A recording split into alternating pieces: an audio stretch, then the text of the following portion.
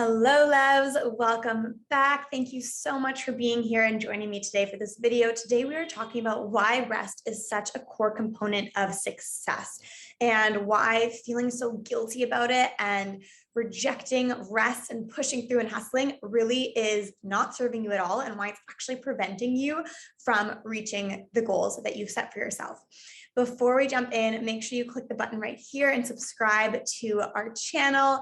I love the community that we're building here. I love you being along for the ride. And if you want to make sure that you're getting all the information that I'm sharing on here, make sure you subscribe. Make sure you also scroll down and check out all the links in the descriptions. I have 3 incredible free gifts for you that you can hop on if you are ready to dive into this work further. And most importantly, I have opened up a wait list for my upcoming course, Rest for Success. If you have clicked on this video, I'm going to be really honest with you. You're going to want to be in this course. If this video called you, the content that I'm talking about here, it's basically the foundation for why I'm putting this course together, why I feel so called to share this work with you in this container of a course experience. So if you are wanting to understand why rest is so important and implement it into your life and really have the tools for doing that, for being in flow, click the link below for the Rest for Success course and make sure you put your name on the wait list. There is not yet a sales page up and running. We are in the process of creating that right now. But putting your name on the wait list, you will be first to know, also get access to some crazy awesome bonuses and the early bird pricing. Okay, let's dive into today's video. Why rest is such a core component to your success.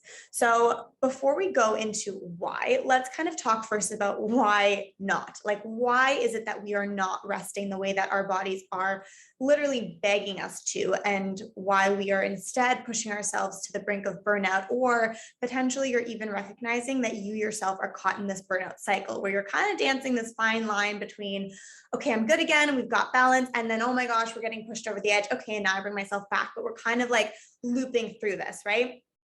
So it really comes down to the way that you've been taught to work. And the way that you've been taught to work has been heavily focused in this masculine energy of achieving accomplishments, external validation, looking to the external for direction, using that as your compass as opposed to being in this internal place. And when we do that, when we look externally and we seek not just external validation, but we work based on these accomplishments or timelines or markers, which if you know anything about me, I know that those are very important. I teach those in a lot of my courses as well and in my coaching. But what we first really want to do is reconnect back to the body, because the masculine largely rejects being connected to the body, being connected to your intuition, and that's the feminine. So we have been made through the way that we have been taught to work to feel so guilty for needing a break, for needing to rest, right? It's like, why couldn't you push through? Why didn't you have the energy? If you've ever had the experience of needing to call in sick, that guilt that you feel around not being strong enough, you're weak if you need to rest. There are so many narratives around why slowing down and why resting and taking a break makes us feel so guilty, so bad, right? We're in this negative emotional state then. So of course it's going to feel better for us to push through and give ourselves the impression that we're being productive, because we're going to feel better about ourselves, right? And that's essentially all we want. That's how we move through life. And if we're not feeling good about ourselves, then we start to kind of go into this downward spiral. However, if we are continuing this narrative, if you're continuing this narrative in your life where you're rejecting rest, and there's a lot of different ways that we can talk about this, and this probably needs to be in a bigger video at one point, because rest isn't just, taking a quick Netflix break. There's a deep level of rest that your body needs. There's many different facets of rest. And so really understanding and having that connection with your body is what allows you to tap into that. Here's what happens when we do rest, though. When we do heal this relationship with the feminine, when we heal the wounds that we have been conditioned to reject the feminine and feel bad for resting and feel bad for connecting to our intuition or listening to our body. And if you have any questions about this, please drop them below, because there's so many examples that we could talk about here. I could have like a 2-hour video on this, and I don't want to keep you here that long. But there's so many ways that we have this wounded feminine inside of us because we've been taught that being in the feminine is bad, right? And so healing these wounds with the feminine is what allows us to tap back into rest in a way that does feel really, really good. And that's essentially what I'm going to be teaching you in the Rest for Success course. So now let's talk about why you want to be in this space, why you want to be leaning into rest, because rest is not just important for, your sustainability, for your physical and emotional and mental well-being, but it is actually a core foundation to your success. And the way that I teach it is actually making rest a core pillar of your strategy, whether you are running a business or, climbing the corporate ladder, or there's a personal goal that you're wanting to hit or a relationship goal. If we don't have this as a core pillar, we are going to be dancing that fine line again with burnout. And we're also going to be directly pushing against the goal that we want so badly to come towards us. Okay. So basically what happens when we incorporate rest is, one, we're tapping into the feminine. So we're really doing the work of letting the feminine guide us first, being tapped into our intuition, what feels good right now.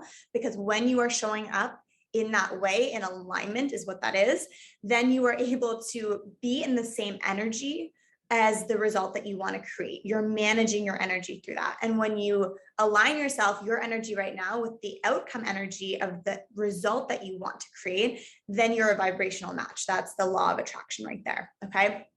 The second reason we want this is because we are moving you, or you're moving yourself when you create space to rest, out of a high pressure environment where you're going after that goal, after the thing that you want, and moving yourself into a low pressure environment. Okay. And when we are going all the time, basically what that means is we have no space, right? We're constantly pushing. We're constantly trying to make things happen and trying to do the work. And if we're doing that in the right way, it is this like really nice flow. That's how we tap into flow. But if we aren't giving ourselves that space to rest, we're more likely going to be in this energy of pushing and forcing. Okay. So when we move ourselves out of a high pressure situation where the stakes are high, we're working towards something really important, there's a big goal at stake, and we move ourselves into a low pressure environment where we're doing things because they're fun and because they're enjoyable and because it feels good to tap into creativity without there needing to be a big result attached to it, or necessarily it being tied to that big goal, that's when we create space. And when we create this space, that means we're being in the feminine, we're leading with the feminine energy.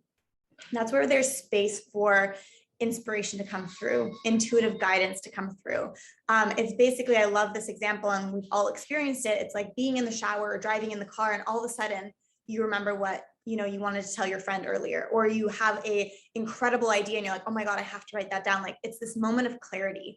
But when we're trying to force that moment of clarity to come, it's like trying to force the person you're in a romantic relationship with to like tell you that they love you. And you're like, you are going to love me. And it's like, no one is going to, do that from a place of unconditional love if they feel forced to do it. And it's kind of the same thing. You're in a relationship with what you're creating and with the energy that you're creating it with. Okay. So creating that space to rest. And again, rest can look like so many different things. And I would love for us to chat more about it in the comment section below and to really dive into some good examples. And you can ask your questions and we can kind of get some clarity for you on what that can look like for you.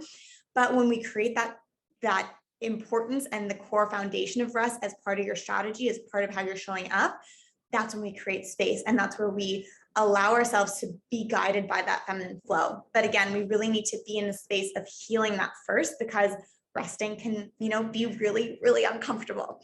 Okay, I'm going to leave you with that for today. Lots to think about there.